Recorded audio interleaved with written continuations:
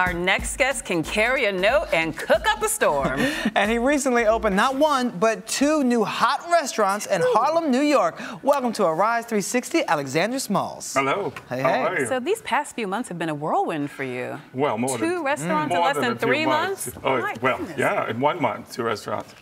What would possess you to do that? No one told me I shouldn't, so. You didn't know any better, right? What do you know? Didn't know any better. Plus the story of my life. And the restaurants are named Cecil and Minton's, The Cecil, correct? Okay. yes, which is an Afro-Asian-American brasserie. Okay. And Minton's, which is the old legendary Minton's that my partner Dick Parsons and I have brought back to life. Now, how do they differ? Well, in every way. Okay. Every way imaginable. The Cecil really is a celebration of the food of the African diaspora. Okay. For the last 20, 25 years, I've traveled really everywhere that the African slaves were sent. And essentially, they basically changed the global conversation about the food. In what way? Well, with them, they were the workforce wherever they migrated to, and they prepared the food, they brought their seeds, their recipes, their way of life, their culture, and they infused, everywhere that they went. So I decided how extraordinary would it be to take the flavor profile of what I would consider a fusion cuisine, African, Asian, Latin, and create this wonderful brasserie in Harlem. 2013. And now, is that why you don't like soul food? Because you got so much more thrown in the name of yours? Well, soul food is an endearing term that has so much meaning, but it also is a category, a draw, a small place where people who have really excelled in the profession find themselves pigeonholed. I mean, if I open an Italian restaurant, somebody would be saying Italian with soul. Italian soul food. It's like, no, Italian with Alexander Smalls. So that's the reason I feel like it just isn't expansive enough to express, African Americans in the culinary industry. Well, how did you create this fusion that you've created? You call it like an Afro-Asian, Latin American food that you've created. Was it about the touring you said you did, just tasting different foods and trying different profile. things? I took the outstanding. Well, first of all, when you say something like this, you're already talking about highly aromatic dishes, spices and flavors and herbs, and seasonings. And essentially, I wanted to highlight what was really special about all of those culinary events. And again, because I'm the chef, I get to create my interpretation of what that would be if you put it all in a pot and said, here we are, the relationship of Africans throughout the world. And it's a worthy conversation because nobody's talking about how Africa influenced our culinary to that degree. So I wanted to say, I wanted to have an edible conversation about it. And I know that you traveled to the continent extensively to do research because Yes, we linked up when you were in Nigeria. In Nigeria, Lagos. Yes, where else did you visit? Oh my goodness, well, I was just in Dakar in June, but I've traveled all over West Africa. I went to North Africa. I spent time in South Africa. Durban, for example, is a hotbed of fusion cooking with the Indian, Asian, and the African, and the Malaysian, sort of expression. And of course, I went to Jamaica and studied the Chinese and African sort of culinary intersection.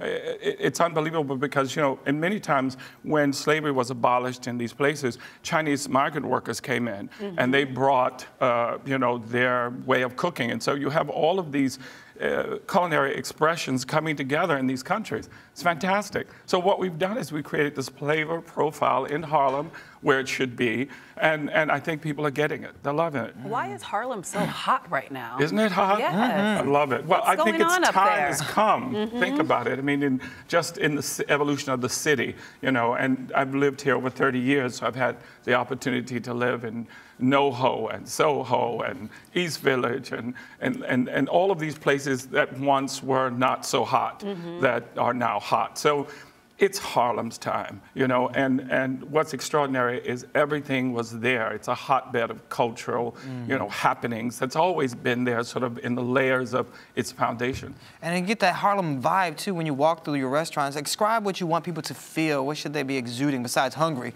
when they walk through your restaurant? Because it's so beautifully designed. Thank you. You know, listen, the first thing I want anyone, whether it's my restaurant or it's my home, is to feel a sense of hospitality. Feel that there is an event unfolding, that, you know, all of your worries and cares, you know, until you get your bill, is fine.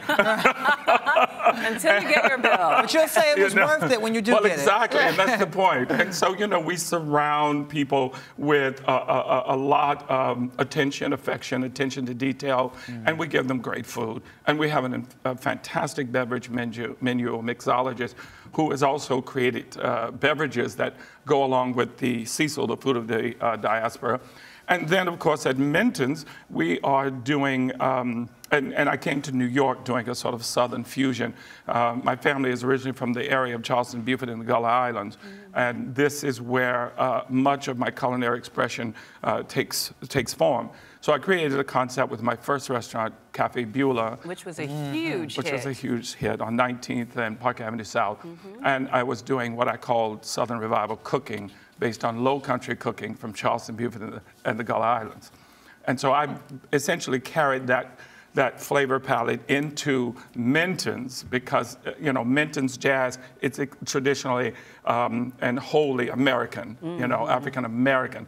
So I brought that food. I've taken it up a few notches. Ooh. It's very much fine casual dining. I hear it's quite fancy. And we have a house band, and many of the guys played in some original iteration of Minton's. The youngest member, I think you have to be 70 and up, or 75 and up to be in this band. Oh my goodness. But they are playing. They're playing. Oh my goodness. Yeah. It's magic. I love it. So speaking of magic, how'd you go about getting Dick Parsons to be your business partner? Right. My goodness. That's a big Well, I think it's the other way around. How did Dick get me as... That very good point, duly noted. And you know, I will say this, I mean, we are great friends. Okay. And we have been great friends for over 20 years, 25 well, that years. helps. So, and it's something that we wanted to experience together. We've experienced a lot of things together, and his family I'm very close to. So, you know, about 5 years ago, we started talking about this project, and it was in his heart to do something in Harlem. So we found it. And we have had the best time. We've had the best time. All right. Now, you said you have a live band at some of your restaurants. Do you ever get to show off your skills? Because I know before culinary, you were actually an opera singer. You won a Grammy and a Tony. That's huge. Well, it was exciting. It was so a good do you time. ever sing there, or can you sing a little something for us here? Yeah, right. You know, I don't. Oh, come on, Alexander, a little something. I don't sing there. I don't. You don't sing while you cook? I have been known to, but I don't cook much there either. I have two very skilled chef de cuisines. The chef de cuisine at Minton's, Banks White, whom I chased down in San Francisco, followed his career, and brought him to New York. And my chef de cuisine at the CECIL, J.J. Joseph Johnson, whom I took to Africa with me last year. In Ghana, we fed 400 people a night for a week on American Thanksgiving. And so I took him, and we fed them, they fed us. Why didn't you call me for that trip? Right. All this food. Okay, so what's next for you? Another restaurant, another book? I mean, your hands are full. Well, yeah, I mean, right now I'm tending my garden. You know, I want to make sure that everything that Dick and I sought to create really does happen in seed and bloom and blossom.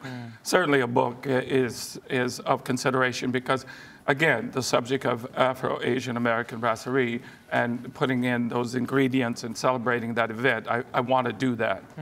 And hopefully for those that can't make it out to your restaurant, they'll be able to get some of your recipes and grace the table, right? Nice. Your book? Grace the table. Grace the table. Yeah. Thank you. Thank you. Now, Alexander, please, can you even say just arise?